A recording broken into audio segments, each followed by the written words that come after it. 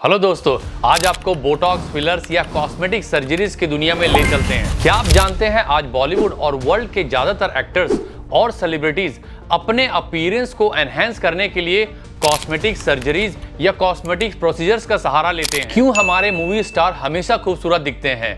उनका फेस हमेशा फ्लॉलेस कैसे रहता है? उनके स्किन का कलर आम लोगों से बहुत अलग क्यों दिखता है? आखिर क्यों ये फिल्म इंडस्ट्री के एक्टर्स कॉस्मेटिक सर्जरीज पर इतने डिपेंडेंट हो चुके हैं? और कितने टाइप्स की कॉस्मेटिक सर्जरीज होती है? और क्या वाकई में प्लास्टिक सर्जरी से किसी की जान भी जा सकती है? चलिए जानते हैं आज के इस वीडियो में। दोस्तों, दुनिया में बोटॉक्स, फिलर्स और बाकी कॉस्मेटिक सर्जरीज का मार्केट साइज 6 लाख करोड़ रुपए तक पहुंच चुका है और एक्सपर्ट्स का कहना है कि अगले 10 सालों में ये मार्केट ट्रिपल होकर 18 लाख करोड़ तक पहुंच जाएगा।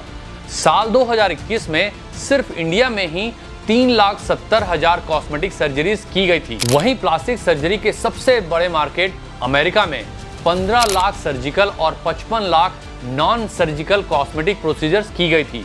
लेकिन पिछले कुछ सालों में आखिर ऐसा क्या हुआ कि लोग अपनी नेचुरल स्किन और बॉडी से छेड़खानी करके कॉस्मेटिक सर्जरीज पर लाखों रुपए खर्च कर रहे हैं और अपनी जान खतरे में डाल रहे हैं। आज दुनिया भर की फिल्म इंडस्ट्री में प्लास्टिक सर्जरी करवाना एक आम बात हो गई है। बॉलीवुड की ही बात करें तो ऑलमोस्ट 70 to 80% एक्टर्स ने कोई ना कोई कॉस्मेटिक प्रोसीजर्स जरूर करवाया है। जैसे कि पहले और बाद की श्रीदेवी ऐसे दिखने लगी थी। कहा जाता है कि अपने लुक को एनहेंस करने के लिए उन्होंने 29 प्लास्टिक सर्जरीज करवाई थी। वहीं उनकी बेटी जानवी कपूर ने भी अपने लुक्स को निखारने के लिए कई कॉस्मेटिक सर्जरीज करवाई हैं। इसके अलावा कुछ रिपोर्ट्स के अनुसार प्रियंका चोपड़ा, अनुष्का शर्मा, माधुरी दीक्षित, श्रुति हसन, उर्फी जावेद और राखी सावंत ने भी अपनी खूबसूरती को बढ़ाने के लिए प्लास्टिक सर्जरी का सहारा लिया। लेकिन सिर्फ फीमेल एक्ट्रेस ही नहीं बल्कि मेल एक्टर्स भी कॉस्मेटिक सर्जरी करवाते हैं। जैसे कि रिसेंटली राजकुमार राव की एक वीडियो वायरल हुई थी जिसमें वो बिल्कुल ही अलग दिख रहे थे। उनके अलावा करण जौहर भी ये कन्फेस कर चुके हैं कि उन्होंने अपने लुक को एनहेंस करने के लिए बोटॉक्स और फिलर्स का इस्तेमाल किया है। कुछ रूमर्स के अनुसार सलमान खान और शाहरुख खान ने भी कुछ कॉस्मेटिक एनहेंसमेंट करवाई है जो कि कंफर्म नहीं है। और अगर आप अमेरिका की पॉपुलर सेलिब्रिटी काइली जेनर की कुछ साल पहले की और अभी की तस्वीरें देखेंगे तो साफ साफ दिखेगा कि काइली पूरी तरह से अलग दिखती है और ये सब प्लास्टिक सर्जरी का ही कमाल है। दोस्तों, फिल्म इंडस्ट्रीज के मेल एक्टर्स कैसे 50s की एज में भी यंग लड़कों से भी ज्यादा हैंडसम और फिट दिखते हैं और फीमेल एक्ट्रेस किसी स्वर की अप्सरा से कम नहीं लगती, वो जानने से पहले हमें different types of plastic surgeries पर एक नजर डालनी होगी। तो सबसे कॉमन कॉस्मेटिक प्रोसीजर्स है बोटॉक्स और फिलर्स, जिन्हें नॉर्मली लोग एक ही समझते हैं। लेकिन दोनों में एक मेजर डिफरेंस है जो काफी कम लोगों को ही पता है।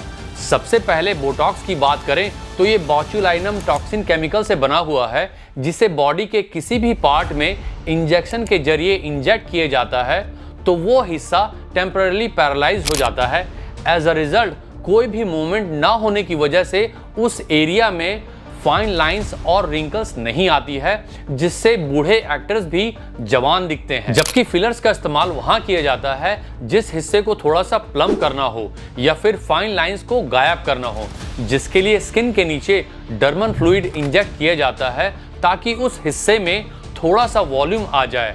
चिन से लेकर जॉ लाइन तक डिफरेंट फेशियल फिलर होते हैं, लेकिन मूवी इंडस्ट्री में लिप फिलर सबसे ज्यादा पॉपुलर है ताकि एक्ट्रेस के लिप अट्रैक्टिव और पिंक दिखें। बॉलीवुड से ही अनुष्का शर्मा, प्रियंका चोपड़ा, कटरीना कैफ और श्रुति हसन जैसे कई एक्ट्रेसेस ने लिप फिलर प्रोसीजर्स करवाई हैं, जिनमें से कुछ इसे एक्सेप्ट करती हैं तो कुछ अपने अपग्रेडेड लुक को नेचुरल कहकर प्रमोट करती हैं। लेकिन ऐसा जरूरी नहीं है कि हर लिप प्रोसीजर्स परफेक्ट हो। जैसे कि रिसेंटली एक पब्लिक अपीयरेंस में ईशा देओल के लिप काफ़ी अजीब लग रहे थे और कई लोगों ने उन्हें लिप सर्जरी गॉन रॉन्ग कहकर ट्रोल भी किया था। ऐसे केसेस में कुछ दिनों तक वेट करके फिर से प्रोसीजर्स परफॉर्म की जाती है ताकि मिस्टेक ठीक कर सके। इनके अलावा भी कई कॉमन सर्जरीज हैं, आइए सब के बारे में ब्रीफ में जानते हैं। फेस लिफ्ट, इस सर्जिकल प्रोसीजर का इस्तेमाल फेस और नेक की स्किन को टाइट और लिफ्ट करने के लिए किया जाता है जिससे रिंकल कम हो जॉ लाइन शार्प दिखे और स्किन ढीली न रहे। राइनोप्लास्टी, इस सर्जरी में नाक को रीसाइज या रीशेप किया जाता है, इसलिए इसे नोज जॉब भी कहा जाता है, जो बॉलीवुड और हॉलीवुड की एक्ट्रेस अक्सर करवाती हैं। रिसेंटली अपनी नोज जॉब के बारे में बात करते हुए प्रियंका ने बताया था कि जब 2003 में किसी प्रॉब्लम्स की वजह से उनकी नोज सर्जरी हुई थी तो उनका लुक पूरी तरह से बदल गया था, जिस वजह से 4 में से 3 डायरेक्टर्स ने उन्हें रिजेक्ट कर दिया था। ब्रेस्ट ऑगमेंटेशन, इस प्लास्टिक सर्जरी में ब्रेस्ट इम्प्लांट्स या फैट ट्रांसफर की मदद से ब्रेस्ट की साइज और शेप को बड़ा किया जाता है। लाइपोसक्शन, जब कोई नेचुरली फैट लॉस नहीं कर पाता तो वो लोग लाइपोसक्शन सर्जरी का सहारा लेते हैं, जिसमें एब्डोमिनल एरिया, थाई और बटॉक्स में से एक्सेस फैट को रिमूव किया जाता है। आईलिड सर्जरी, इस प्रोसेस में आईलिड में से एक्सेस फैट या स्किन को रिमूव करके आईलिड के अपीयरेंस को एनहेंस किया जाता है। केमिकल पील्स, इसमें स्किन पर ऐसा केमिकल सॉल्यूशन लगाया जाता है जिससे स्किन का टेक्सचर स्मूथ हो जाए, फाइन लाइंस और रिंकल्स कम हो जाए, साथ ही पिंपल्स और एक्नी से भी छुटकारा मिल जाए। लेजर स्किन रीसरफेसिंग, इस कॉस्मेटिक प्रोसीजर्स में लेजर की मदद से स्किन की कमियों को दूर करने की कोशिश की जाती है। और लास्ट है हेयर ट्रांसप्लांट, जिसमें बॉडी के दूसरे पार्ट से हेयर फॉलिकल्स लेकर उन्हें सिर में इम्प्लांट किया जाता है, जिससे बंजर जमीन में भी घनी फसल लहराने लगती है। इनके अलावा भी दर्जनों प्लास्टिक सर्जरीज की जाती है जो किसी भी इंसान के नेचुरल लुक को पूरी तरह से बदल कर रख देती है। लेकिन फिल्म इंडस्ट्री के एक्टर्स को प्लास्टिक सर्जरी करवाने की जरूरत ही क्यों पड़ती है? तो इसका सबसे पहला रीजन है प्रेशर। बॉलीवुड से लेकर हॉलीवुड तक किसी भी फिल्म इंडस्ट्री में एक्टर्स को स्क्रीन पर अच्छा दिखने का काफी प्रेशर होता है, और स्पेशली फीमेल एक्ट्रेसेस पर, क्योंकि हार्श रियलिटी यही है कि आज के मॉडर्न वर्ल्ड में भी फिल्मों में एक्ट्रेसेस को सिर्फ ग्लैमर्स के लिए रखा जाता है और ऑडियंस भी यही पसंद करती है। जैसे कि एनिमल मूवी में तृप्ति डिमरी की खूबसूरती इतनी वायरल हो गई कि सोशल मीडिया पर फिल्म को हद से ज़्यादा फ्री प्रमोशन मिल गया और फिल्म ने अराउंड 1000 करोड़ का बिजनेस कर लिया। लेकिन वहीं अगर कोई एक्ट्रेस अपने दम पर सोलो मूवी बनाने की कोशिश करती है तो वो फ्लॉप हो जाती है, जैसे कि प्रियंका चोपड़ा की मेरी कॉम, कंगना रनावत की धाकड़ और तापसु पन्नू की शाबाश मिथु। ऐसे कई एग्जाम्पल्स हैं जिसमें एक्ट्रेस का ग्लैमर नहीं होता तो मूवी नहीं चल पाती, इसलिए फिल्म मेकर्स उन पर अच्छा दिखने का प्रेशर डालते हैं। दूसरा रीजन है सोशल मीडिया। आजकल सोशल मीडिया पर भी सिर्फ ग्लैम ही चल रहा है। आपने देखा होगा कि सोशल मीडिया पर भी उन्हीं एक्ट्रेस को फेम मिलता है जो ओवर द टॉप दिखते हैं, फिर चाहे वो जानवी कपूर हो या नूरा फतेही।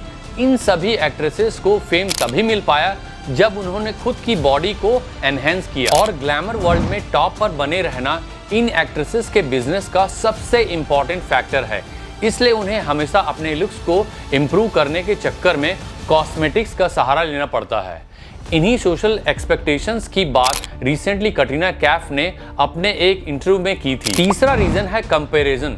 आज भी इंडस्ट्री का हर एक्टर और एक्ट्रेस यही चाहते हैं कि हम अपने कॉम्पिटिटर एक्टर से ज़्यादा अच्छा दिखें, ताकि इंडस्ट्री में हमें बड़े प्रोजेक्ट्स मिलते रहें। इसलिए ये सभी एक दूसरे से बेहतरीन दिखने की रेस में लगे रहते हैं। खैर दोस्तों, आपको ये जानकर हैरानी होगी कि प्लास्टिक सर्जरीज में कई ऐसे कॉम्प्लिकेशंस भी आते हैं जिसमें पेशेंट की जान भी जा सकती है, जैसे कि ब्लड क्लॉट और ब्लड लॉस होना, रेस्पिरेटरी इश्यूज यानी सांस लेने में दिक्कत होना, इन्फेक्शन होना, एडिमा यानी शरीर में पानी जमा हो जाना, नर्व डैमेज होना, इम्यूनिटी वीक हो जाना, यहाँ तक कि हार्ट पंपिंग करना बंद कर देना, जैसे कई कॉम्प्लिकेशंस आते हैं। हालांकि ये कॉम्प्लिकेशंस हर किसी को नहीं होते, लेकिन फिर भी कई लोग इसकी वजह से सीरियस मेडिकल प्रॉब्लम्स का शिकार हो जाते हैं या अपनी जान तक गंवा देते हैं, जिसकी खबरें हम आए दिन सुनते रहते हैं। She sent her family this photo before her surgery. It was the last image of her alive. The next thing I knew was that they called saying that she had respiratory arrest.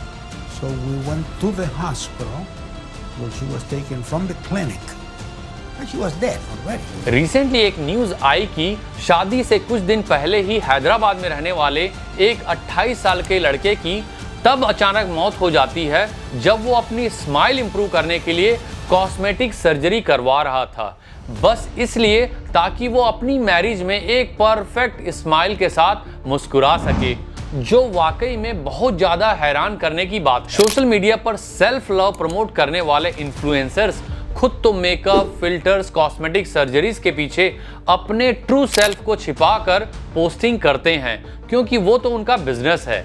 लेकिन जब हम उनके perfect look को देखकर camera में खुद का photo capture करते हैं तो काफी ज्यादा इनसिक्योरिटी फील करने लगते हैं। लेकिन असल में हमारे अपीयरेंस में कोई प्रॉब्लम नहीं होती, मगर फिर इसी इनसिक्योरिटीज में लोग उल्टे सीधे कदम उठाने लगते हैं जिसका नतीजा गलत भी हो सकता है। अपने नेचुरल लुक को बिगाड़कर कॉस्मेटिक सर्जरी से अपनी खूबसूरती बढ़ाना सही है या गलत, कमेंट्स में बताइए। वैसे मैंने रिवर्स योर एज में एक वीडियो बनाया है जिसमें 6 टिप्स हैं जो आपको नेचुरली यंग दिखने में हेल्प करता है। उम्मीद है ये वीडियो आपको पसंद आया होगा और आपने कुछ नया सीखा होगा। अगर आपको ये वीडियो पसंद आया है तो लाइक और शेयर करें और इस चैनल को सब्सक्राइब करना ना भूलें। अपना ख्याल रखिए, खुश रहिए, हेल्दी रहिए। मिलते हैं एक नए टॉपिक के साथ। Thank you for watching this video. Take care.